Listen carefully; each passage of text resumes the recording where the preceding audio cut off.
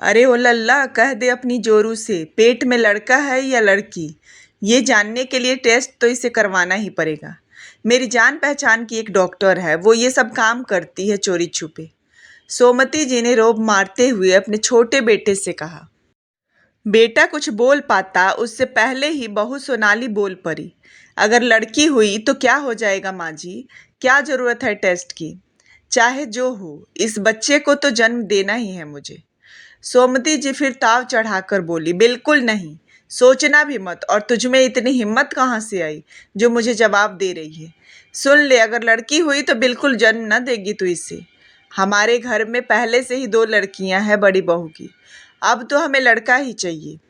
अगर तेरी कोख में लड़की हुई तो तुझे बच्चा गिराना पड़ेगा। खानदान की वंश बेल को आगे बढ़ाने का काम अब तेरे हाथ में ही है। सोनाली भी इस बार पूरे जोश में थी और वो बोली कि माँ जी, ये मेरा अपना फैसला है। पहले भी 2 बार जबरदस्ती अबॉर्शन करवा दिया था। इस बार मैं अपने बच्चे को जन्म दूंगी, चाहे बेटा हो या बेटी। मैं टेस्ट करवाने हरगिज नहीं जाऊंगी। माँ जी, अब आप लोग मेरे साथ जबरदस्ती नहीं कर सकते, वरना अच्छा नहीं होगा। सोमती जी ने कठोरता से कहा कि कल मुही निकल जा मेरे घर से। कोई जरूरत नहीं है इस घर में रहने की।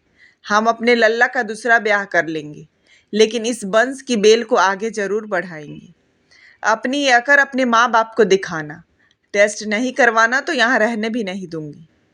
सोनाली की आंखों में आंसू थे। वो अपने पति की तरफ देख रही थी और इंतजार कर रही थी कि सोमती जी की गलत बात पर वह कुछ बोले, उसके साथ खड़ा रहे, उसका पक्ष रखे।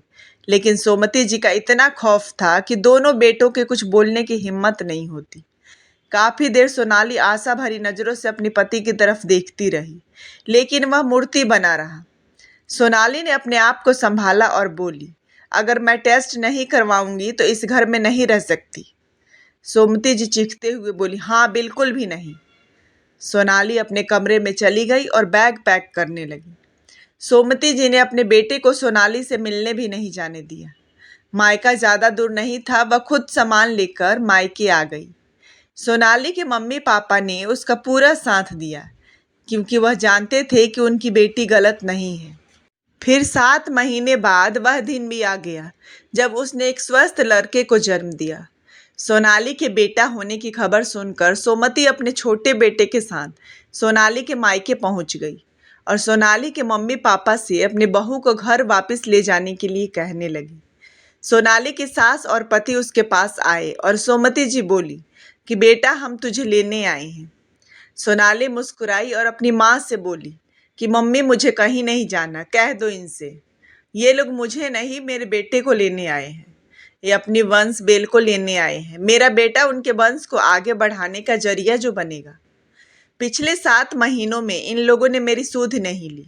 आज अचानक मुझे घर ले जाने की बात कर रहे हैं।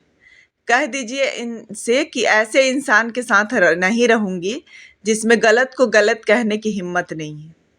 मेरे बेटे का ख्याल और पालन पोषण करने के लिए मैं अकेली ही काफ़ी हूँ, और इसका ध्यान रखने के लिए इसके नानू नानी भी तो हैं। यह सुनकर सोमती जी का मुंह बन गया और दोनों माँ बेटे उल्टे पांव लौट के घर आ गए।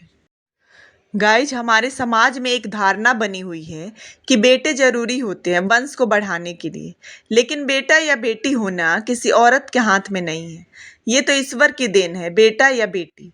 लेकिन कई परिवारों में इसके लिए औरत को जिम्मेदार ठहराते हैं और इसके लिए प्रताड़ित भी करते हैं। कई बार लड़का है या लड़की चेक करने के लिए मजबूर करते हैं, और अगर लड़की हुई तो उसे गिराने की बात करते हैं, जो कि एक माँ के लिए बहुत ही दुख भरा होता है। ऐसा क्यों? लड़के ऐसा क्या कर सकते हैं जो लड़कियां नहीं कर सकती? ये प्रथा बिल्कुल ही बंद होनी चाहिए। समाज से ये सोच बिल्कुल ही दूर होनी चाहिए। कन्या भ्रूण हत्या एक महापाप है। बेटी घर की लक्ष्मी होती है, उसे बोझ नहीं समझना चाहिए। Thanks for watching.